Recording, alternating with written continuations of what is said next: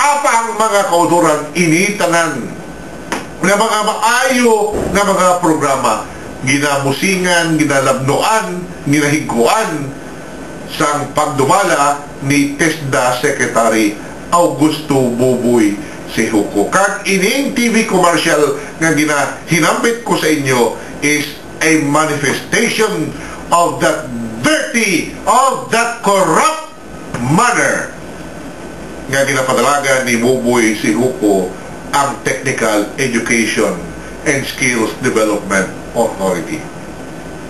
Siguro nakabati kamo mga kauturan nga madamo sa mga reklamo, hindi lamang dito sa 5th District of Iloilo, hindi lamang dito sa Bacolod, kundi sa bilog nga Pilipinas.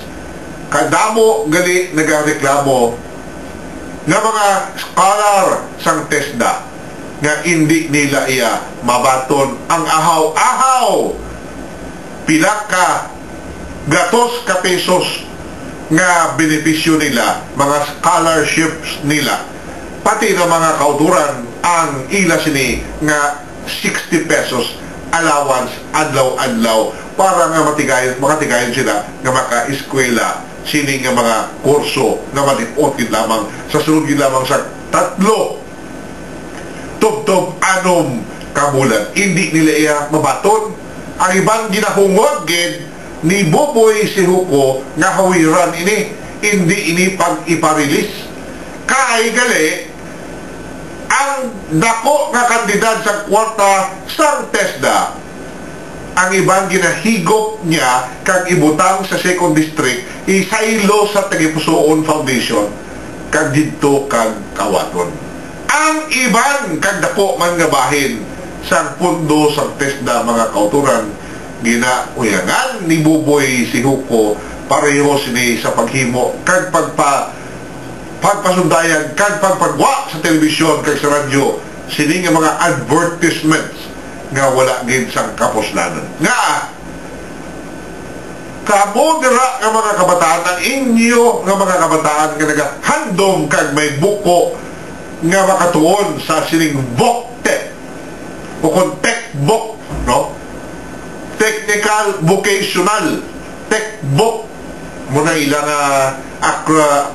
nga panawag sila TECVOC. Hindi na yan kinanglan nga konbinsihon, hindi na kinanglan nga baligyan pa sila nga programa kay kung makahibalogid lamang pinagi sa simple nga mga panawagan kag pagbalita ang ini nga mga kabataan, matirin-tirin ini sila, malinya ini sila kag magapa-enroll sa sini nga mga programa. Apang ano ang nagakatabo?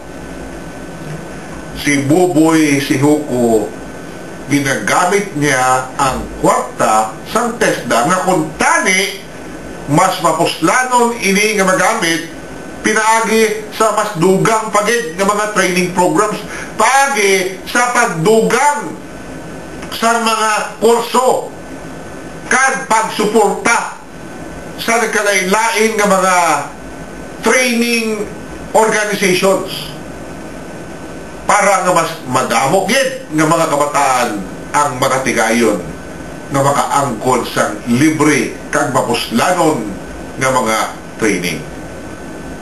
Pero ini nga mga TV commercials, upod si Sara Geronimo, ginatos ka milyon ka pesos ang ginabuhos sang TESDA.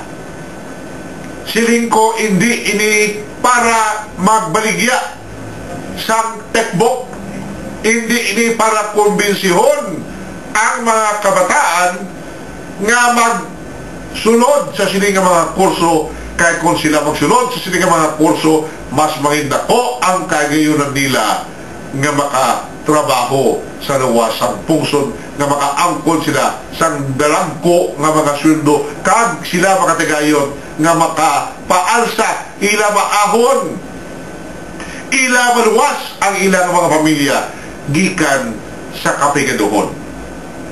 Ano ang tuyo sini nga ginagastuhan ini sang TESDA sang ginatos ka milyon ka pesos? Simple mga kauturan.